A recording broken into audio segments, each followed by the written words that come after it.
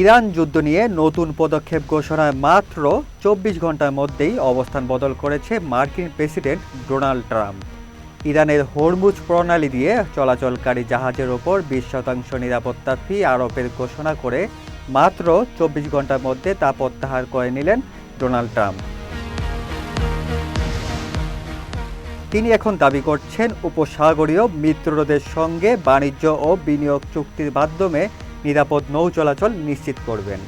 এদিকে বার্তা সংস্থা রয়টার্স জানায়, যুক্তরাষ্ট্র ও ইরানের মধ্যে উত্তেজনা আরও বেড়েছে। মার্কিন হামলার জবাবে ইরানও উপসাগরীয় অঞ্চলে হামলা জোরদার করেছে। ফলে হরমুজ প্রণালীতে অনিশ্চয়তা আরও তৈরি হয়েছে। বিশ্লেষকদের মতে ধারাবাহিকভাবে সামরিক অভিযান চললে রাজনৈতিক সমাধানের সম্ভাবনা খুবই কম। সংঘাত অব্যাহত থাকলে বৈশ্বিক জ্বালানি বাজার ও যুক্তরাষ্ট্রের অর্থনীতিতেও এর নেতিবাচক প্রভাব পড়বে বলে তারা মনে করেন। ফয়সাল করিম, পাবলিক ট্রিবিউন।